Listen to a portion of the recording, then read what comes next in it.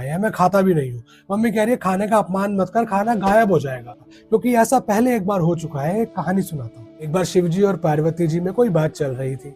शिवजी ने ध्यान और आध्यात्म को महत्व देकर ये कह दिया, संसार एक माया है, इसका हर भौतिक सुख एक माया है, अन्न भी एक माया है। ये बात कही तो गई थी आध्यात्म के लिए, लेकिन अन्न आता है प्रकृति से। प्रकृति है पार्वती जी का ही स्वरूप। माता पार्वती को लगा कि जिसके लिए मैं ही माया हूँ तो क्यों ना मैं ओझल हो जाऊं। प्रकृति के ओझल होते ही पूरे संसार में सूखा पड़ गया। अन्न ने उगना बंद कर दिया, और जब खाने को अन्न ही नहीं था तो हर जीव शरीर कमजोर पड़ने लगा। यहाँ तक कि पूजा पाठ, यज्ञ, हवन इत्यादि सभी बंद हो गए, क्योंकि अन्न नहीं था। और भूख से तड़पते जीव अधर्म की तरफ बढ़ने लगे। और यही तो होता है आज के समय में भी। खैर, माता पार्वती ने जब ये दशा देखी तो उन्हें संसार की दुर्दशा पे दया आई। शिव जी पे नहीं, उनसे तो नाराज है। और माता पार्वती काशी में एक नए ममतामयी रूप में अवतरित हुई। एक हाथ में सोने का बर्तन जिसमें कभी ना खत्म होने वाला भोजन। अपने इस दिव्य, ममता भरे और भोजन प्रदान करने वाले रूप में शक्ति कहलाई अन्नपूर्णा।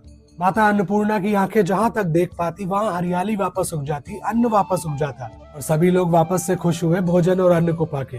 कैलाश पे शिव जी को भी जवाब मिल गया, क्योंकि वो स्वयं आए काशी एक भिक्षुक के रूप में। एक तरफ माता अन्नपूर्णा जो सभी के लिए भोजन लाई है, एक तरफ शिव जी जो सभी की तरफ से थैंक यू बोलने आए हैं, और साथ ही पार्वती जी को मनाने। तो कहते हैं कि अन्नपूर्णे सदा पूर्णे शंकर प्राण वल्लभे ज्ञान वैराग्य सिद्ध अर्थम भिक्षाम देहि च पार्वती।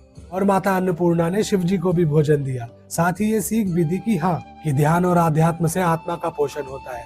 आत्मा जिस शरीर में वास करती है उसका पोषण अन्न से ही होता है। ये पसंद नापसंद के चलते खाने का जितना अपमान होता है, उतना खाना कईयों को मिल ही नहीं पाता।